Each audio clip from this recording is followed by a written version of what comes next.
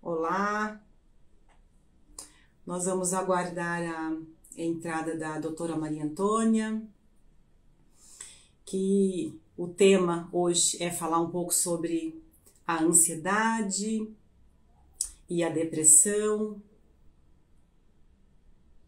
E a doutora Maria Antônia já está entrando. Boa noite, Mariana Monteiro. Oi, Marília, querida. Já tô dando oi para o pessoal que está chegando. Tem ex-aluno meu aqui já aparecendo, acompanhando a gente. Muito legal. Boa noite, Maria. Boa Tudo noite, bem? Bianca. Tudo bem e você? Boa noite aí, o pessoal que está entrando. É um prazer estar aqui com você. Que bom, que bom. Fico feliz também. Agradeço muito seu convite. Né? A gente já combinou, já faz bastante tempo, né? Já, E já, porque a agenda nossa é super corrida, mas a gente se predispôs a estar aqui para compartilhar um conteúdo muito importante, né? Que é falar sobre a ansiedade, sobre depressão e como isso está repercutindo na vida das pessoas e principalmente nos adolescentes, né? Então tem bastante sinal de alerta aí e o objetivo aqui é ajudar, né? A trazer informação boa e dar algumas dicas de como identificar, como ajudar. E se a gente conseguir ajudar algumas pessoas, já vamos ficar bem felizes. né? Então, pessoal, fiquem à vontade em deixar perguntas durante a live para a gente poder responder. E eu vou começar apresentando você. Então, a doutora Maria, ela é médica psiquiatra, ela é graduada pela Faculdade de Medicina da USP e é supervisora voluntária do Ambulim. O Ambulim é um ambulatório especializado em tratar o transtorno alimentar. Eu já ia falar distorção de imagem corporal, que eu falo isso o dia inteiro. É um ambulatório que trata, então, pacientes com transtornos alimentares. Então, é um trabalho bem específico, do qual a doutora Maria Antônia é supervisora. E ela tem também o consultório, onde ela faz atendimentos clínicos a pacientes diversos, né, não só de transtorno alimentar, mas também atende pacientes com transtornos alimentares. Então, muito bem-vinda. Então, doutora Maria Antônia, eu vou fazer um link aqui, né, nós trabalhamos juntas já há um bom tempo, né, dentro do próprio contexto do Ambulim, né, então nós já tivemos bastante pacientes em comum, nós temos um trabalho integrado e nós estamos hoje aqui para mostrar como esse trabalho integrado é importante e possível, né? Então, além dessa conexão com a parte nossa, né, nossa parte profissional, existe uma amizade, existe um contexto, né, de algumas coisas que nós já vivemos, né, que foram super boas, né? Então, a nossa conexão vai além da parte profissional, né? Então, para quem ainda não sabe, né, eu convidei hoje a doutora Maria Antônia para falar sobre esse tema que está muito, sim, muito em voga hoje, né, que é a ansiedade e depressão, não só nos adultos, mas especialmente aparecendo nas crianças e principalmente nos adolescentes, né, e a gente vai ver como é que isso está impactando na vida desses adolescentes, né? E a doutora Maria Antônia vai nos trazer e nos ajudar a entender melhor o que são esses estados mentais e como eles podem repercutir na mente e também no corpo. E no final, nós vamos trazer algumas soluções e algumas dicas, né? Principalmente para os pais, ou cuidadores, ou os familiares em geral, para que possam identificar nos seus filhos a presença desse distúrbio. Tá bom? Então, muito obrigada mais uma vez, uma boa live para todos. E aí, doutora Maria, eu vou chamar você de Maria, tá bom? Vou ficar chamando de doutora, porque agora já estamos íntimas, já está apresentada, agora Maria Antônia. Conta pra gente um pouquinho o que vem a ser a ansiedade em si e o que leva a pessoa a entrar num estado de fato de ansiedade. Então, bom, acho que, né, como você falou, acho que é super importante a gente falar desse tema, né? Acho que é um tema que apesar de hoje a gente até falar mais abertamente sobre isso, ainda gera muita dúvida, e quando se fala em adolescente, criança, acho que gera mais, né, medo, né, e preocupação. Então, acho que é super importante mesmo, e agradeço com você também para ter, né, combinado aí essa live. Mas o que é, né, ansiedade? Geralmente, quando a gente fala de ansiedade, a gente está falando de uma preocupação, né, de um medo, né, uma coisa de uma tensão, né, uma apreensão, que a gente sente, que, assim, até certo ponto, né, a gente pode sentir isso e é absolutamente normal, né, a gente sentir em algumas situações, né, você pode sentir, né, um medo, uma preocupação, né, uma expectativa, e isso é absolutamente normal. Mas quando a gente fala de transtorno de ansiedade, a gente está falando de algo, assim, que está exagerado, né, assim, que está excessivo, que às vezes não condiz, né, com uma determinada situação, né, ultrapassa o que seria esperado, né, em uma determinada situação, ou então que é muito persistente, né, e que começa a trazer prejuízo para a vida da pessoa, né. Então, geralmente, a pessoa com ansiedade, ela tem também uma alteração de sono, né, ela pode ter alteração de apetite, ela pode sentir muita irritação, né, sentir em alguns momentos sintomas físicos mesmo, assim, né, de coração disparar, ter falta de ar, né, uma sensação de sufocamento, né? Então aí que a gente começa a considerar que pode ser, né, um quadro de ansiedade aí mais excessivo, né, assim, um quadro que merece uma atenção aí, talvez, médica. Tá. Então faz parte desse quadro, né, realmente ansioso intenso, ter algumas sensações também no corpo.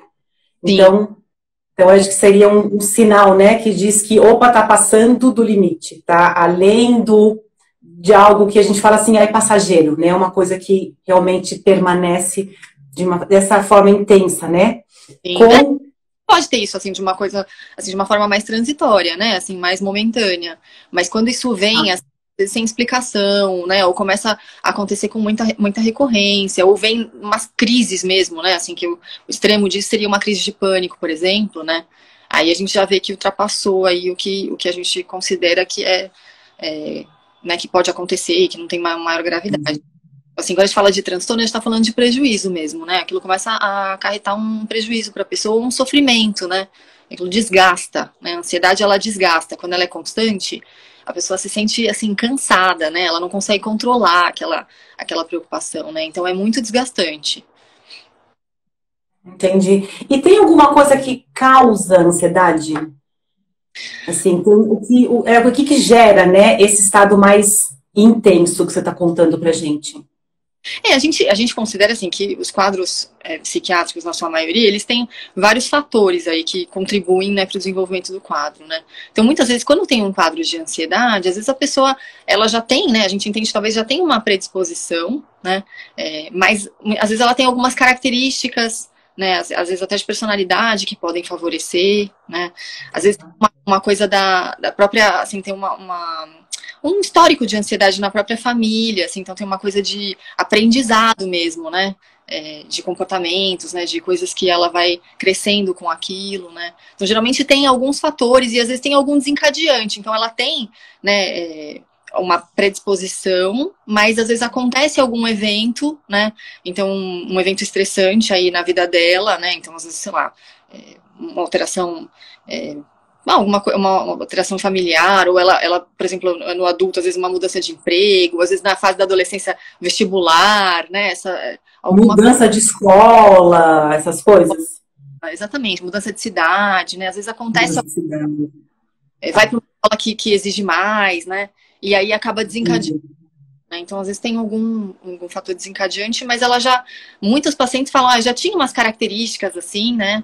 Mas era uma coisa mais pontual, e aí em algum momento aquilo fica mais intenso, né? E começa a prejudicar mesmo a vida dele. Ai, bacana.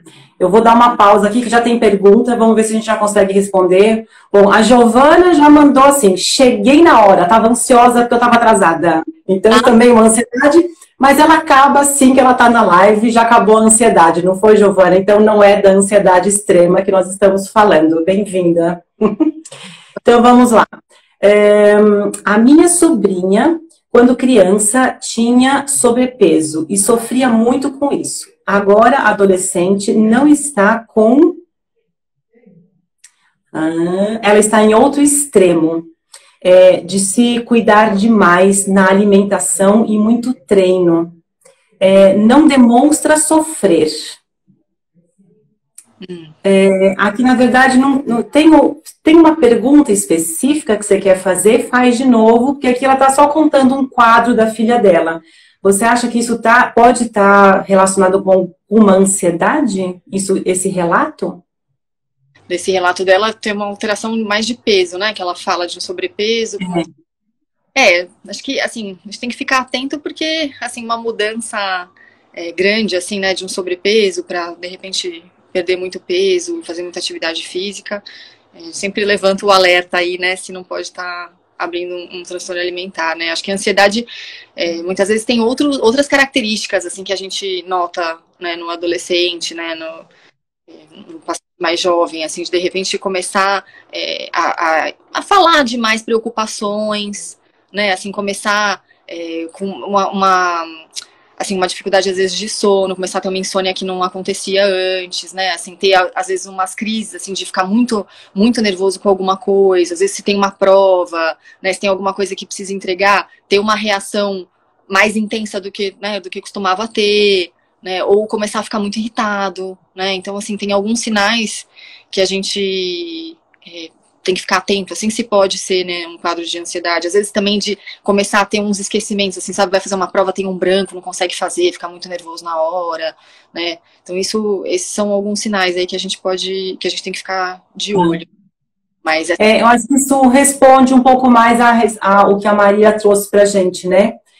Como saber, né, identificar se está realmente bem com a opção da relação com o corpo, de fazer exercício, de talvez, né, engajar numa dieta e não ser ansiedade ou depressão.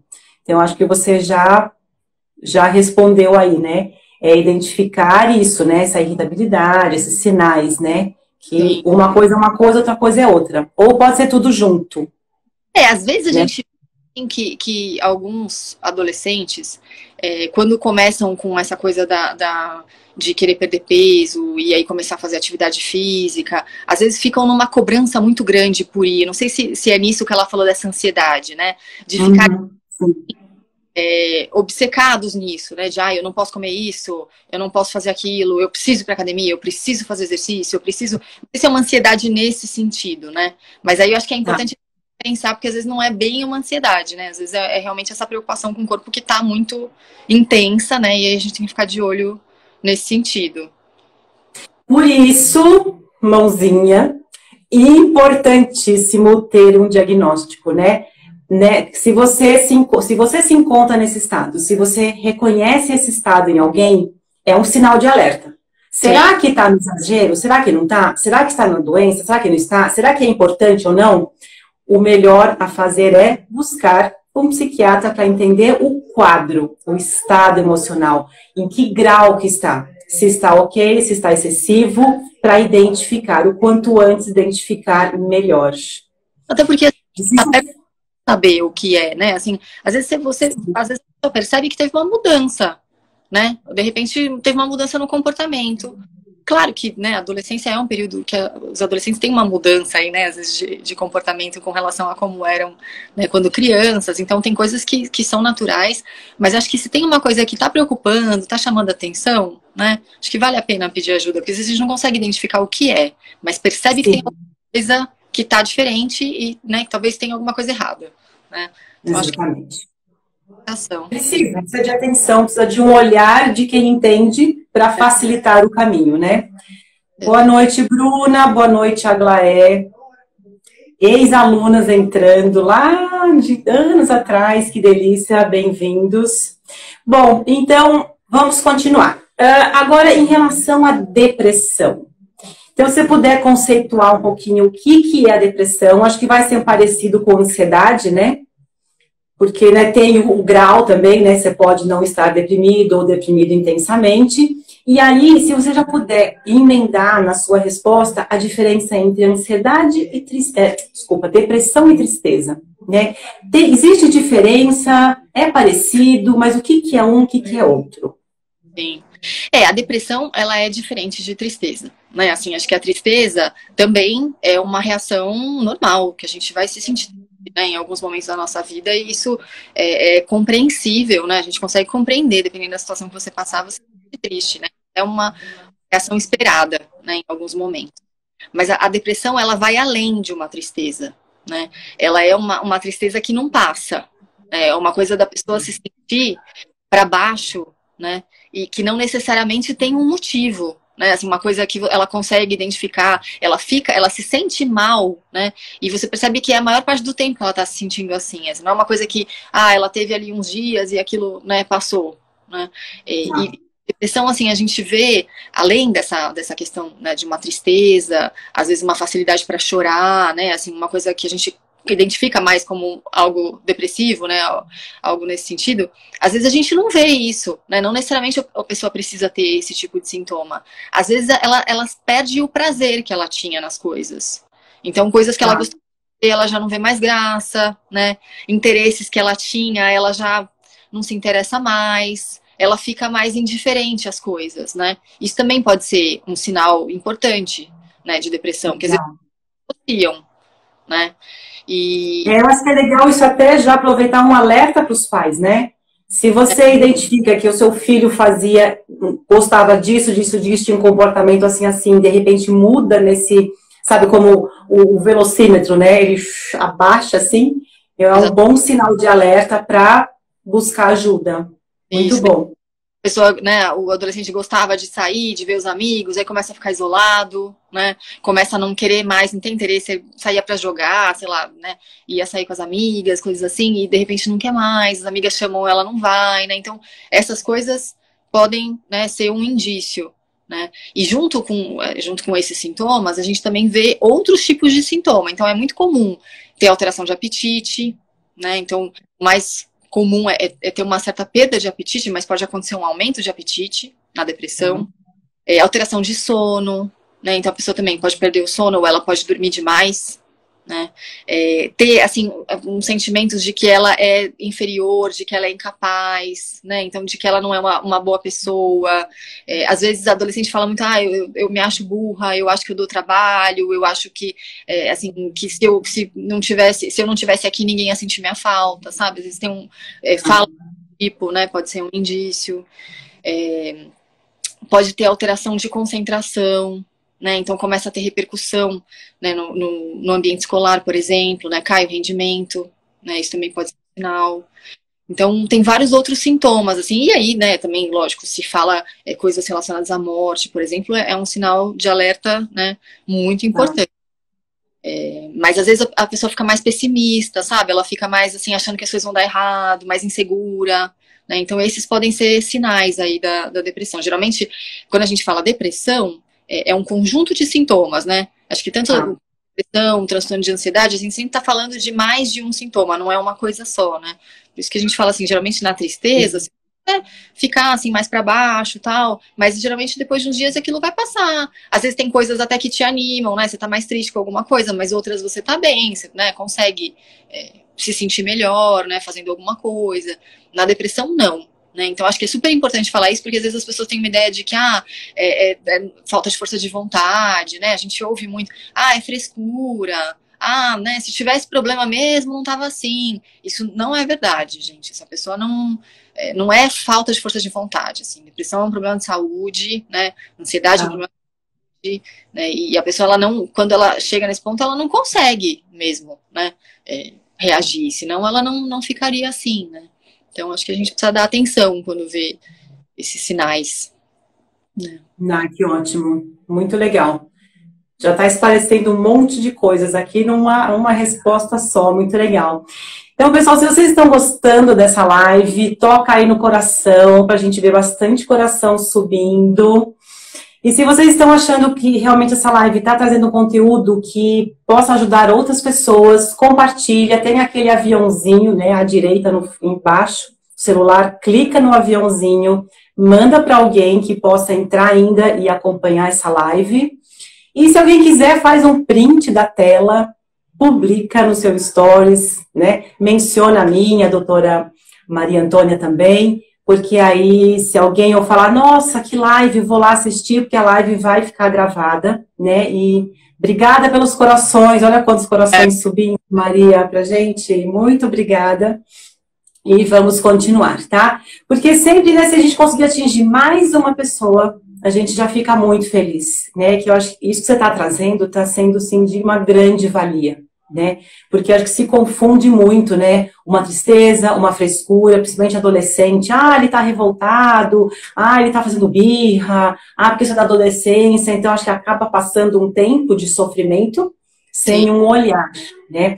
E aí eu até vou fazer esse gancho com a pergunta da Kelly. Gente, se eu não estiver falando o nome de vocês direito, é que fica a letra branca no fundo branco, eu não enxergo exatamente, eu acho que é a Kelly, né? Qual é a importância da terapia dentro desse contexto, Maria, dentro desses quadros? Por que é tão importante? Além de um diagnóstico, né? A terapia entra com qual objetivo? Eu acho que a terapia, ela é super importante, né? A gente trabalha muito em conjunto, né? Na psiquiatria, a gente muitas vezes trabalha em conjunto com um psicoterapeuta mesmo, né? E faz o acompanhamento junto, eu acho fundamental, né?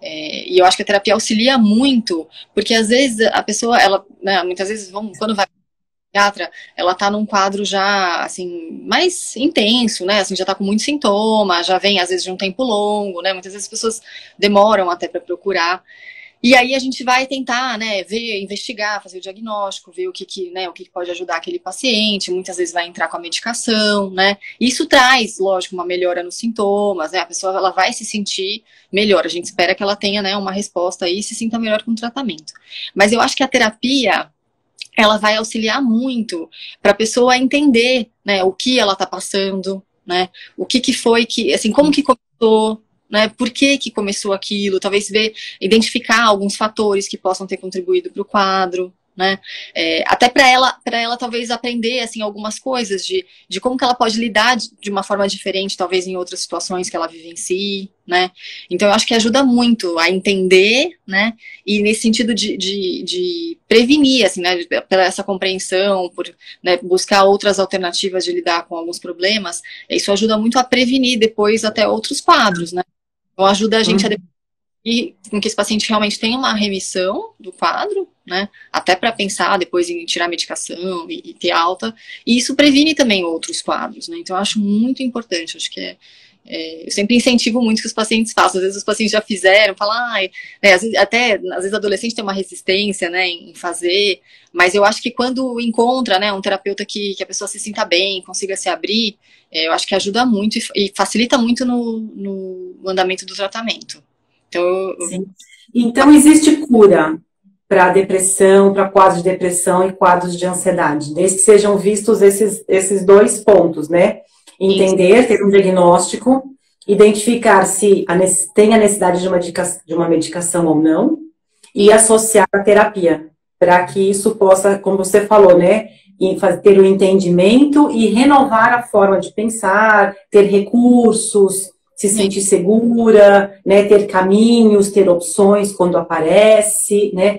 Normalmente, que dica que você dá para os pacientes para eles identificarem assim, tô ficando ansioso. Tem alguma, não sei, alguma coisa que ela possa fazer no lugar, ou se eu me entendi que eu estou extremamente ansioso, eu posso fazer alguma outra coisa, alguma outra atividade, pensar em alguma coisa. Tem alguma solução rápida antes que esse quadro fique muito intenso? Existe isso? Sim, às vezes a gente tenta buscar estratégias, né? Assim, isso às vezes varia muito de paciente para paciente, né? Assim, depende muito dos sintomas, depende as situações em que ele se sente ansioso, né? Mas a gente tenta às vezes buscar estratégias, às vezes, assim, você pode pensar quando o paciente, principalmente quando o paciente já teve um quadro, né? Acho que às vezes fica mais fácil depois ele identificar quais são os sinais, né, que começam, né, e que indicam para ele que ele está ficando mais ansioso. Então, às vezes ele já começa, alguns pacientes falam, não, eu começo a ter dificuldade para dormir, eu já sinto que as coisas não estão indo bem, sabe? Ou depois vai piorando, né? Então eu começo a ficar, sei lá, muito preocupado com as coisas, não consigo tirar as coisas da cabeça. Então, às vezes a gente vai buscando com o paciente o que ele sente que para ele quer dizer que ele está piorando, né? Está recaindo, né? Assim, no caso, quando a pessoa já se recuperou, né? Então, isso ajuda bastante, mas geralmente na psicoterapia também isso é trabalhado, né? Às vezes algumas estratégias, algumas técnicas, né, que ele pode fazer para evitar, né? Em alguns casos a gente deixa, assim, algumas orientações, né, de o que ele pode usar, eventualmente, se for uma ansiedade muito intensa, o que ele vai fazer, né, das técnicas, e o que ele pode usar de medicação se não resolver, por exemplo, né, então se não tá adiantando aquele dia, né, o que você vai tomar, então a gente bola, né, esse tipo de estratégia para ajudar o paciente aí de acordo com o que ele tem, né, mas muitos pacientes também, para ansiedade se usa muito essas técnicas de mindfulness também, né, que podem ajudar, algum relaxamento, né? Então, a gente pode lançar mão dessas coisas. Né? Então, é importante saber, né, que existe como ajudar, existe como resolver, né? Às vezes as pessoas resistem em procurar, porque falam, se fala muito na psiquiatria, muitos pacientes falam, mas todo mundo fala que se eu começar a usar a medicação psiquiátrica eu não vou mais conseguir parar, né, eu nunca mais vou tirar. Então, isso na verdade é um mito, né, assim, se você começar a tratar, né, você melhorando, né, a gente tem a possibilidade de depois tirar a medicação e a pessoa ficar bem, né. O que acontece é que alguns quadros têm uma recorrência, né, às vezes as pessoas não têm um episódio só tem um quadro mais longo, ou tem outros episódios, né? A pessoa, quando ela já teve uma vez na vida, ela tem uma chance de que vá acontecer novamente. Mas o que não quer dizer que ela nunca vai ficar livre e que não buscar o tratamento é que vai fazer com que ela não vá precisar do remédio, né? Assim, se ela tá sofrendo, se tá precisando, né? O tratamento pode ajudar muito, né? Pode fazer muita diferença. Sim, faz. Eu vejo aqui, né, os pacientes que a gente né, que a gente atende, o quanto a medicação ela é necessária e ajuda muito na facilidade da evolução do tratamento. Sim, até para aderir, né, no tratamento como um todo. Exatamente, ele é um facilitador, porque alivia a mente, né, dá aquela...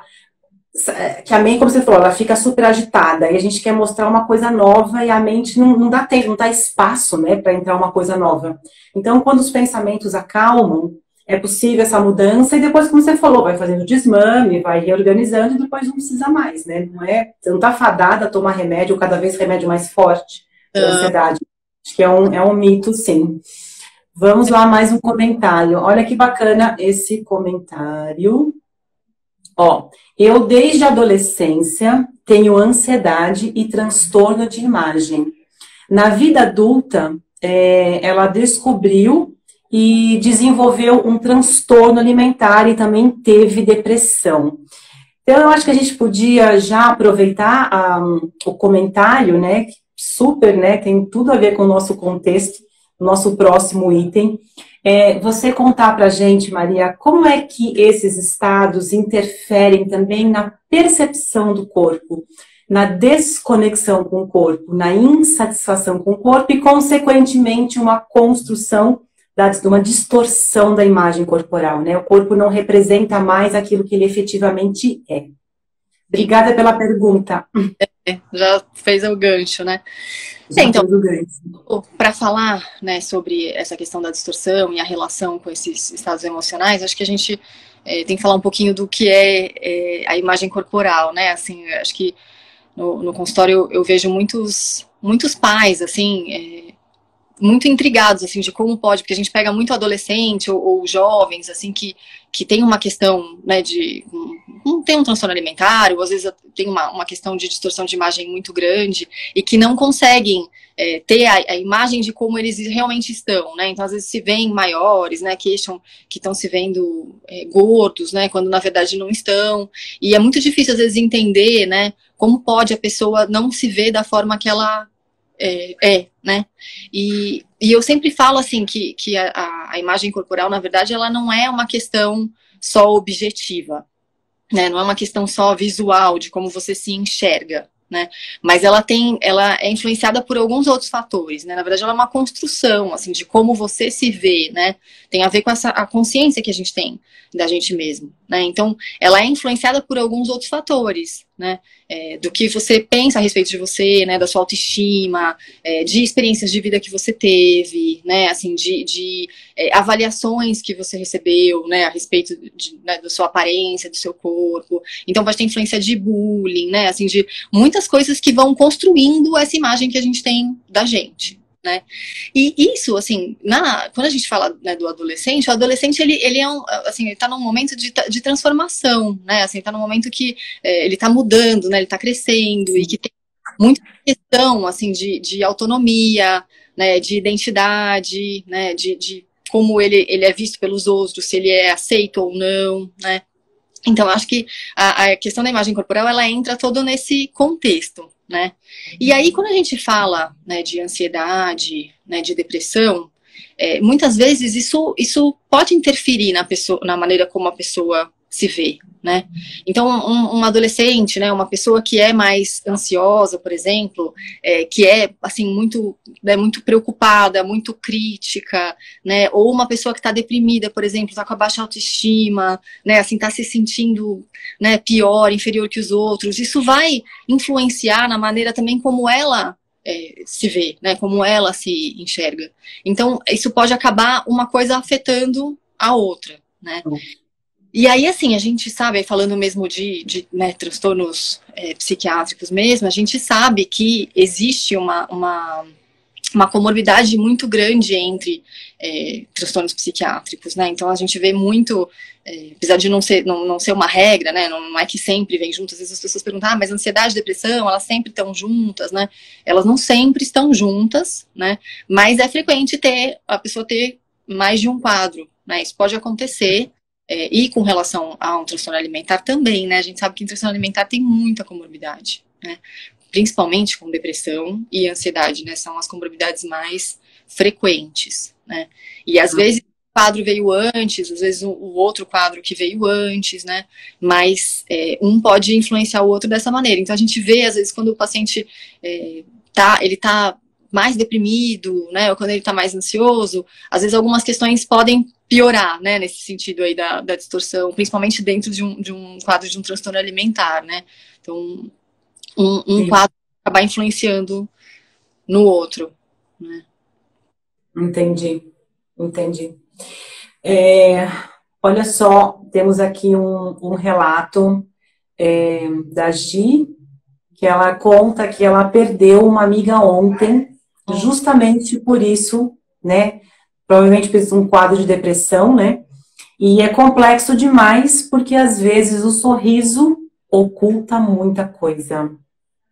Então, eu acho que é bacana, né, Gi, a gente sente muito, né, por essa perda, e infelizmente nós não somos, né, não temos como, às vezes, identificar, né, é muito difícil identificar o que o outro tem, às vezes achar que foi insuficiente, né, acho que tem muito isso no adolescente, que eu já presenciei, de que, nossa, eu não identifiquei que o meu amigo estava triste, e se sente culpado.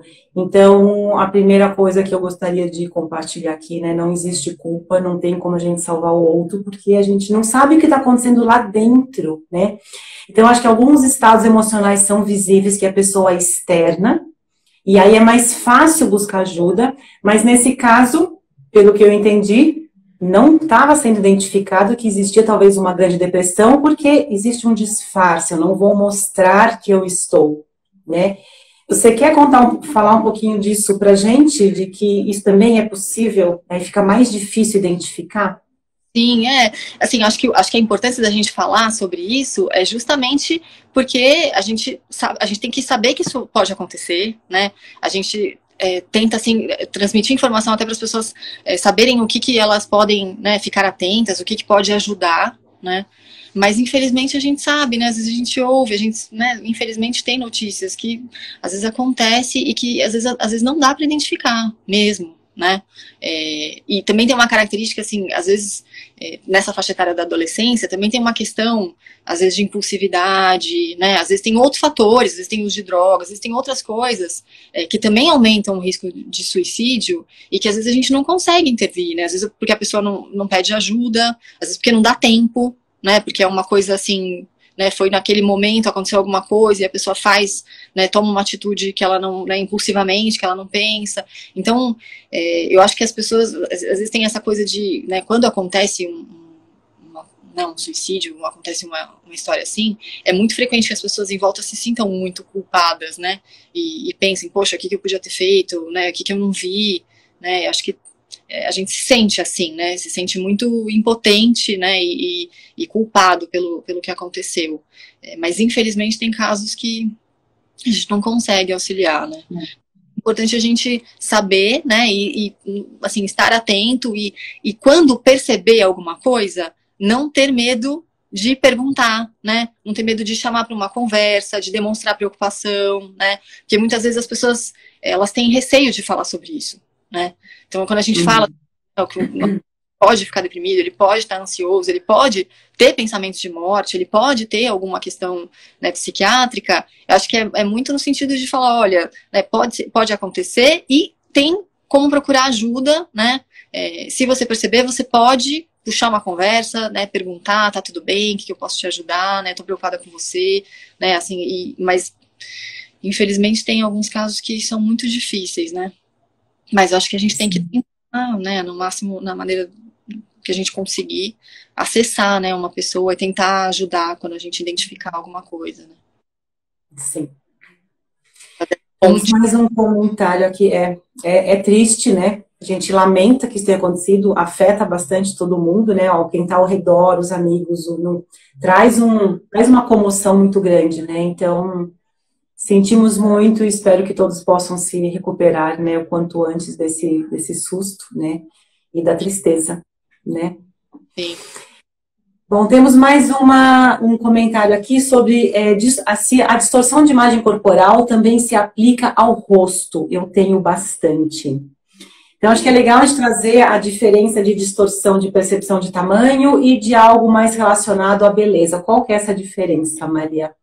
Então, a gente tem, assim, o que a gente observa, né, algumas pessoas, elas têm uma percepção distorcida, né, assim, do que a gente já vê, a gente percebe que ela não se vê da mesma forma, né, na maneira como ela relata. Isso pode acontecer com relação ao corpo, né, então dela achar que ela tem uma parte do corpo que é desproporcional, que é muito grande, ou que é maior do que ela, né, do que ela gostaria, ou ela se vê de uma forma, assim, se vê mais gorda mesmo, né, assim, se vê maior em todos os aspectos, né, não necessariamente uma parte do corpo.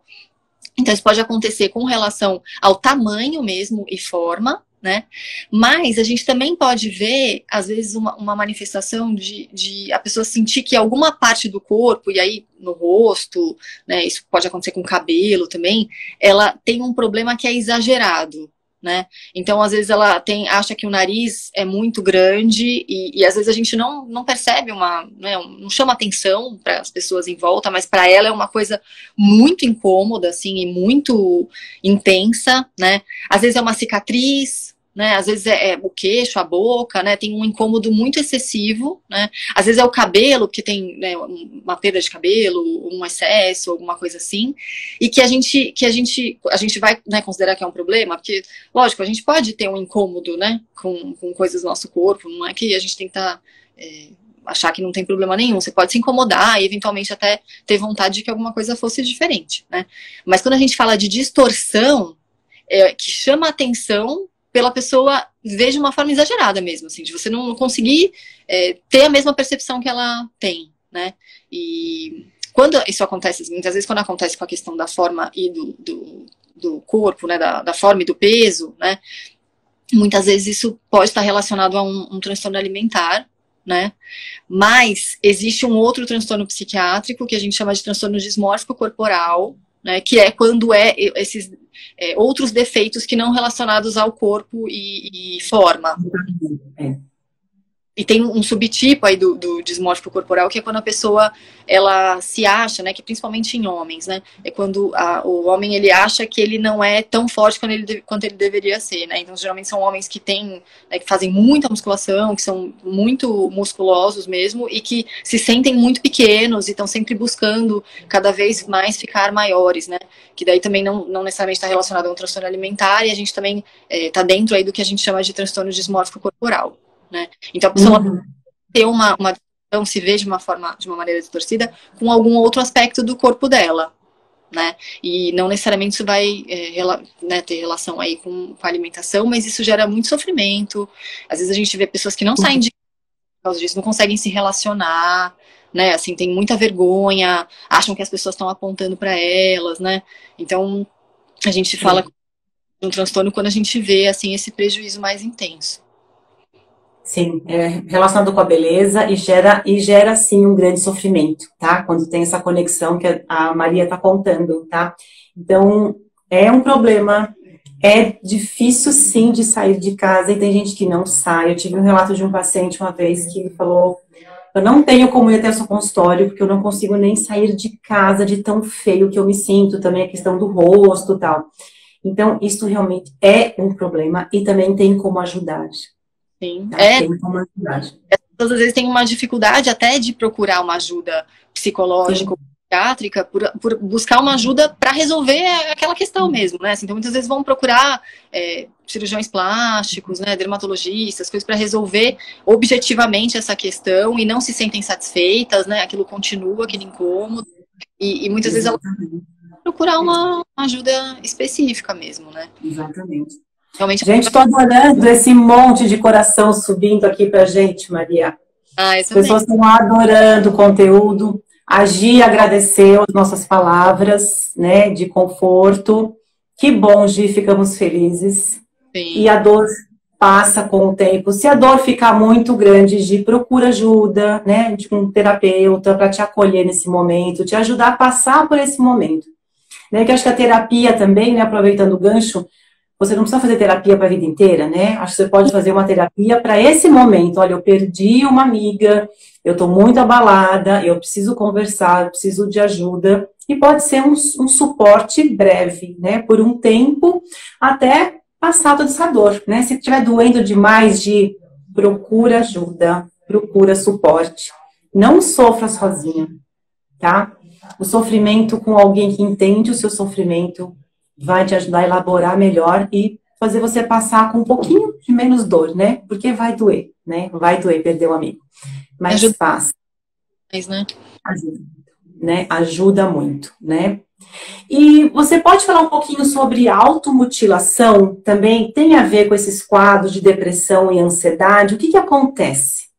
Então, assim, a gente vê muitas vezes esse quadro, né, de automutilação aí na adolescência também, né, se fala bastante, e muitas vezes ele pode estar associado a um quadro depressivo mesmo, né, então o adolescente, por estar mais triste, mais deprimido, ele começa com alguns comportamentos, por exemplo, de se cortar, né, de se arranhar, de causar ferimentos, né, às vezes isso é confundido com uma tentativa de suicídio, né, mas nem sempre é, às vezes a intenção não é morrer naquele momento, né? Ele faz isso não como uma intenção de morrer, mas ele tem uma intenção de se machucar mesmo, de se causar uma dor, né? Alguns pacientes falam isso, eu queria sentir uma dor física, né? Como se isso aliviasse, né? Ou ele tivesse que sentir isso naquele momento. Né? Então ele pode estar associado, acho que quando tem automutilação é super importante a gente investigar o que está acontecendo, né? Que pode ter outro quadro associado e a gente precisa tratar, né? Pacientes que pode ter uma complicação aí, né? E é um indício de muito sofrimento, né? Então é sempre importante a gente tratar esse tipo de comportamento. E é frequente, às vezes, a gente vê isso no adolescente, né? Quando está passando por um problema aí, emocional. Sim. Sim, importante. Obrigada, a Giovana, que colocou esse comentário bem importante, bem pertinente, né? Uhum. E aqui tem mais um comentário que realmente é muito amplo, a maneira como as cobranças em relação ao corpo impactam muito, né? Então, eu acho que você pode sair de um quadro de depressão ansioso que vai interferir no corpo, assim como o desconforto com o corpo gerar também quadros de depressão e ansiedade, porque existe essa cobrança de corpo perfeito, tamanho de corpo, peso de corpo, forma de corpo, e mais corações subindo para nós, um monte de corações. Obrigada, gente, que bom. Pode falar um pouquinho desse caminho inverso, né? Do corpo para a emoção desorganizada, que é o que acontece muito, né, também. Sim. A gente, assim, eu acho que a gente vive num ambiente que tem essa pressão aí com relação às questões físicas, né? Assim, de aparência e de tudo mais. E eu acho que a gente tem momentos da nossa vida que a gente está mais vulnerável a esse tipo de pressão, né? Eu acho que a adolescência, né, o início da vida adulta é um momento que a gente sente mais, né? E eu acho que quando existe, né, uma preocupação muito grande, né, e uma sensação de que a pessoa não está adequada, né? Assim, quando ela se sente inadequada, né? Às vezes os pacientes falam isso, eu sinto que eu não deveria ser assim, né? Então, essa eu não faço parte, né? Eu não faço parte, que o meu corpo não é igual, né? Eu faço parte que eu sou diferente, que eu sou maior, que eu sou mais alta, né? Dos meus pacientes adolescentes, elas falam muito assim, eu não sou como as minhas amigas são assim, eu não sou, né? Se vê muito fora do grupo, né? Assim, porque tem essa pressão de que você tem que ser de um determinado jeito, né? E aí quando a pessoa ela se sente muito diferente, muito fora, né? Essa dificuldade de se aceitar, né? Essa insegurança, né? Isso pode acabar desencadeando aí, né? Alguns sintomas mais depressivos, um isolamento, né? Isso pode desencadear, né, um incômodo, um sofrimento maior, né? E aí, de novo, assim, né, quando a gente fala de transtorno mesmo, né, quando a gente fala de pacientes que têm um diagnóstico, né, a gente sabe que existe uma comorbidade muito grande. Então, é muito frequente pegar pacientes que têm, né, vêm por um quadro, né, então tem um quadro depressivo, né, tem ali alguns sintomas que resolve procurar uma ajuda para investigar, e aí você vê que ele tem outro quadro também, né? Então vê que tem um transtorno alimentar, ou o transtorno alimentar começou antes e depois vem um quadro depressivo, mas que quando você vê o paciente, ele tem mais de um diagnóstico, né? E no caso da depressão, é frequente que isso aconteça, né? Que o quadro, o transtorno alimentar tenha começado antes e depois, com o passar do tempo, o paciente também desenvolveu um quadro depressivo, né? Então a gente vê bastante. Às vezes na ansiedade já vinha de antes, né? Mas na depressão, muitas vezes o quadro começou depois e o paciente chega já com muitos sintomas, né? De ambos os quadros. Por isso que a gente reforça aqui a necessidade de ter um olhar especializado, né, que traga, identifique o que está acontecendo, se tem mais de um diagnóstico, como você falou, se tem mais de uma coisa acontecendo, que às vezes tem uma prioridade, né, no o que eu vou cuidar primeiro, né, que às vezes você vai cuidar o final, né, quer cuidar, resolver o final, mas esse final tem todo um desenrolar de uma origem, né? Então, essa origem tem que ser olhada, tem que identificar, poxa, o que é mais importante nesse momento? Qual é a ajuda principal nesse momento? Para depois desenrolar de forma mais fácil. Então, também fica um pouco mais... existe mais resistência, né? Mais cansativo, demora mais o tratamento, se você não acertar o diagnóstico, né? Identificar o que está acontecendo. Por isso, é de suma importância buscar ajuda especializada para que o caminho da cura seja encurtado e seja mais fácil, não é? Sim, até porque quanto menor o tempo né, com aquele quadro, é mais fácil tratar, né? É mais fácil o tratamento. E nem sempre vai precisar de medicação de cara, né? Exatamente. Às vezes não. Porque eu acho que tem essa ideia, né? Se eu for psiquiatra, vou ser medicado. E nem sempre. O objetivo não é medicação, o objetivo é identificar. Diagnosticar. E dizer, olha, este caminho, este caminho, este caminho, este caminho. Eu já conheci, né, muitos casos, assim, vamos tentar o tratamento. Se não der certo, aí a gente tenta entrar com a medicação. Se algo, então entra algo pontual, entendeu? Então, eu acho que trazer também essa ideia de que, né, desmistificar, né, que, eu tenho uma doença psiquiátrica, eu vou ser medicado pro resto da vida, como a gente falou no começo da live, também é uma crença distorcida, né? Então, não é exatamente isso, né? Então, é bem bacana trazer esse contexto, né? E aqui, ó, que curioso que nós vemos no nosso dia a dia nos consultórios, essa queixa, Maria. Às vezes parece uma ilusão de ótica. Já vi partes do meu corpo crescerem na hora, né? isso vem em resposta a uma distorção da percepção do corpo e de crenças de que o corpo muda de tamanho instantaneamente depois que come. Ou quando eu fico mais ansioso, o corpo aumenta de tamanho, né? Porque são estados, né? A mente e corpo estão conectados o tempo todo, né? O que transborda na mente, o corpo absorve e ele tem uma ressonância, né?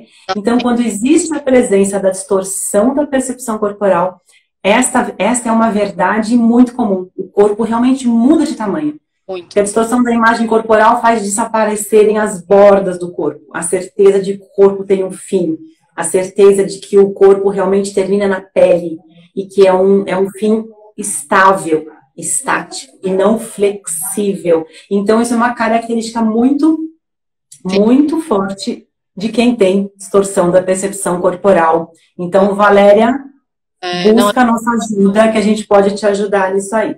E às vezes porque é bem desconfortável. É muito desconfortável. Desculpa, Maria, te interromper. Pode falar. Essa queixa de alguns pacientes, né, principalmente quando tem realmente um transtorno alimentar, isso é bem frequente, relacionado à alimentação. Então, se eu comi tal coisa, eu já acho que eu aumentei de tamanho na hora, né? Eu já acho que minha barriga está maior, eu já acho que meu corpo já mudou naquele momento. E, às vezes, a gente também tem isso com relação ao estado emocional, né? Muitos pacientes falam, eu fiquei muito triste com alguma coisa, eu já comecei a achar que meu corpo, sabe, estava maior, que as roupas já não estavam do mesmo jeito, instantaneamente, né? Como se a pessoa tivesse tido essa modificação ali naquele momento, né? E a gente sabe que isso, né, não acontece, isso não é assim, né? Mas para o paciente, ele sente aquilo, né? Ele, naquele momento, ele sente, né? E por isso que a gente fala, né, Bianca, e o seu trabalho é super importante nisso, para dimensionar isso, né? Assim, não, isso não está acontecendo, né? E aumentar essa percepção mesmo, né? Porque isso é bem frequente até, essa queixa, né? Os pacientes falarem disso. Sim. Então, a gente trazer, né, então, através do método que eu tenho para tratar a distorção da percepção corporal, é exatamente isso que a gente traz, a certeza de que o corpo tem um tamanho estável. Sim. Né? E aí, a gente exatamente, tem as ferramentas que te mostram que é isso, tem a vivência que o corpo vai te mostrar que é isso, que o corpo é estável. Ele é estável, né? A distorção faz isso ficar confuso, se perde. Então, a gente traz de novo essa conexão da certeza, do volume, do tamanho, do fim do corpo, do limite. Essa segurança da estabilidade é muito importante para quem tem distorção da percepção corporal.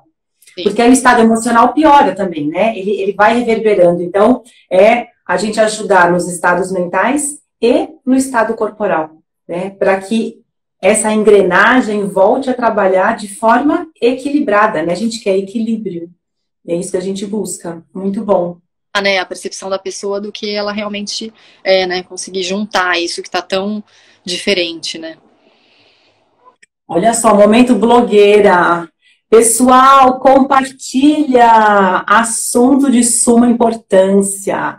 É isso aí, compartilhem, né? Guardem, avisem, comuniquem que a live vai ficar guardada. E ainda dá tempo de chamar alguém para ver as últimas perguntas e as últimas respostas aqui, né? São muitos interesses econômicos por trás dessas cobranças também, sim, né? Essa cobrança da beleza, do corpo, tem um contexto muito forte por trás, né? E que atrapalha muito. Infelizmente a gente sabe que tem, né, uma pressão, assim, de que as pessoas busquem coisas, né, assim, busquem tratamentos, procedimentos, façam coisas para melhorar, né, uma coisa que às vezes não tem problema nenhum, né, a gente vê do ponto de vista de saúde, né, do ponto de vista mesmo estético, né, às vezes a pessoa tá bem, assim, mas ela tem, né, essa pressão, né, essa coisa de ter um objetivo muito específico, né, um padrão muito específico, gera essa pressão e essa busca, né, essa insatisfação nas pessoas, né? Sim. Então, olha lá. É complexo, é muito complexo. Por isso que o tratamento é complexo, mas tem como buscar ajuda, tem como sair disso, tem como ter alívio, tem como ter uma vida mais leve, né? E alguém uma vida mais livre. Esses quadros têm cura, né? E tem, né? É possível recuperar, né? Você ficar bem, né? Recuperar completamente de um quadro depressivo, de um quadro ansioso, né? De um outro transtorno, né? Um transtorno alimentar. Isso é possível, sim. Então, sim. buscar ajuda e assim, a questão de você não esperar muito tempo, né? Não deixar ficar muito grave ou ter muito tempo, né? Isso também, se você procura mais cedo, geralmente o tratamento é mais fácil, é mais rápido, né? Então isso influencia sim. Mas tem tratamento.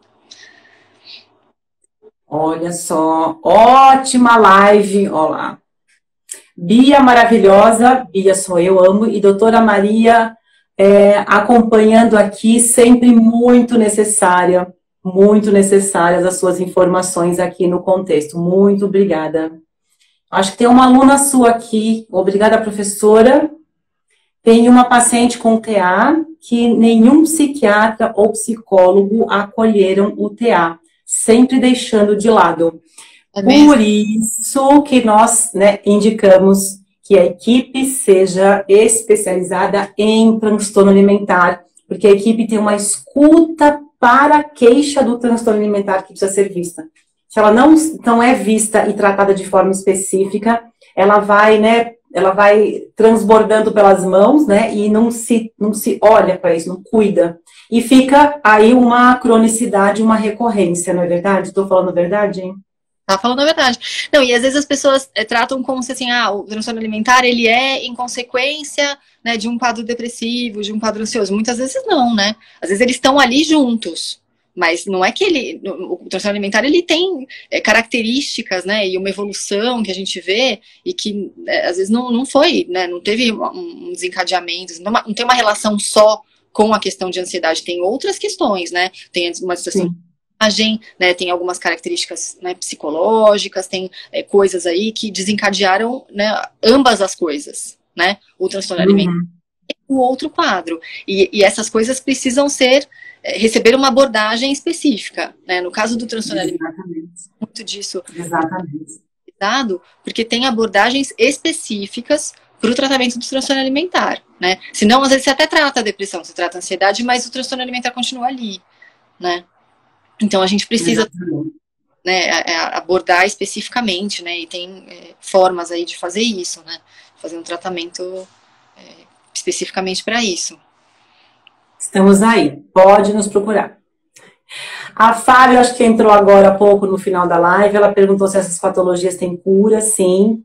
Fábio, dá uma olhadinha, né, na live depois, vai ficar gravada, tem bastante conteúdo aí que vai te mostrar e te provar que tem caminho, sim, de cura de todo esse processo, né? Por isso que temos, né, muitos profissionais aí super competentes para ajudar a sair desses quadros, né? Sim. E identificar se estão ou não relacionados com transtornos alimentares. Porque eu posso ter depressão e ansiedade e não ter necessariamente um transtorno alimentar. Como, além disso, eu também posso ter um transtorno alimentar. Então, repetindo, precisa de alguém dando a luz do diagnóstico e do caminho. Exatamente. E qual é o caminho que é mais importante agora? É buscar a psicoterapia? Então, só a psicoterapia. Depois a gente vê o nutricionista, depois vê a parte corporal aqui comigo. Então, quem vai, né, o psiquiatra que vai moldando, né, esse caminho. Olha, agora tá bom aqui, vamos para cá. Aqui não tá bom, vai para lá. Então, ele que vai orquestrando isso tudo, né, junto com a equipe. Então, é super importante. Busquem ajuda, existe alívio, existe... Sabe, existe solução, para todos os quadros existem solução. A Débora pode... Né?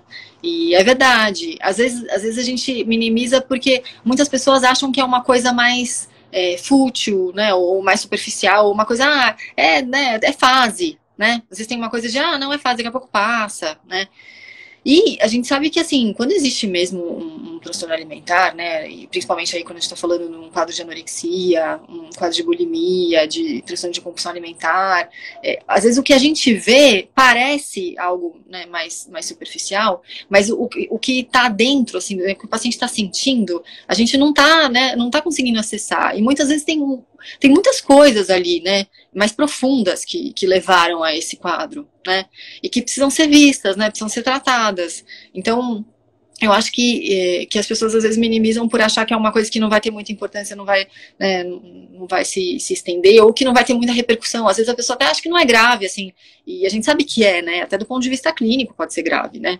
A pessoa, dependendo do comportamento alimentar dela, ela pode ter consequências sérias, clínicas, né? Sim. Acho que é importante não minimizar mesmo. E aí a Gi tá falando aqui, com certeza, é até vangloriado, né? Às vezes as pessoas até veem com uma coisa meio, né, assim, bonita, glamorizada, e a gente que trabalha com isso, Bianca, a gente sabe que não tem nada disso, né? Gera... Zero glamour, exatamente, zero glamour. Zero glamour. A gente sabe o quanto isso é prejudicial na vida das pessoas, né? O quanto a vida das pessoas se paralisam somente dentro desse contexto, né? Corpo, ansiedade, depressão, medos e a busca, né? A busca. Fala de relação com a alimentação, relação com o seu próprio corpo, são coisas que você está em contato o tempo inteiro, né? Então, se você não tá bem, assim, se existe um sofrimento relacionado a isso, você está sofrendo constantemente, né? Então, isso vai ter um impacto grande na vida. A gente sabe da qualidade de vida, o quanto isso é impactado, né? Então, exatamente. Acho que é importante não minimizar, mesmo ficar atento, né? E se notar, claro que não é, né? Acho que a gente também não pode criar um alarme, assim, né? Mas eu acho que é para ficar atento, né? Isso pode acontecer. Infelizmente, a faixa etária da adolescência é uma faixa etária suscetível, né? A que a gente sabe que muitos quadros começam na adolescência, né? Então, acho que é importante a gente saber, né? Para poder buscar, né? Saber o que fazer, caso identifique, né? Olha só, a gente vai finalizar a nossa live, que nós já acabamos a nossa hora. Passou rápido demais. E a gente vai finalizar com uma mensagem para você, doutora Maria Antônia, profissional excelente, ajuda-me muito no meu tratamento emocional, que é a Ana Lúcia. Obrigada. Um beijo. Bom, gente, infelizmente, tenho TA e no início achavam que era frescura. Né? Nós já falamos bastante disso, que não é frescura, busquem ajuda. Estamos aqui para ajudar vocês, né? E é muito fácil, né, falar do outro. Ah, essa frescura, isso não é nada, já passa. Exatamente. Né? Só a pessoa então, exatamente. Então, infelizmente, vamos encerrar a nossa live. De novo, ela estará gravada. Precisando de ajuda, busca a gente, né? Vocês têm um contato aí da doutora Maria Antônia, manda um direct para ela, pode mandar direct para mim. Se ainda ficou alguma dúvida, a gente manda direct para a gente, que a gente responde, tá? Estamos à disposição, esperamos mesmo que essa live tenha ajudado bastante. Adoramos receber todos esses corações aí que chegaram para a gente. Obrigada. Né? A presença de todos vocês foi muito importante, tivemos muita interação, né? Foi ótimo. Muito obrigada, Maria, por trazer tanto conteúdo tão esclarecedor e de forma tão fácil de entender, né? E de se conectar com você, né? Então, busquem sempre ajuda. Muito obrigada. Boa noite, Maria. Foi um prazer para mim estar aqui com você. Muito obrigada mesmo. Vamos ver se a gente faz mais vezes. E obrigada a todo mundo pela participação, foi muito legal. Um prazer mesmo estar aqui. Uma participação muito boa, muito intensa. Gente, uma boa noite para vocês e até a próxima. Boa noite, gente. Tchau, tchau. Tchau, tchau.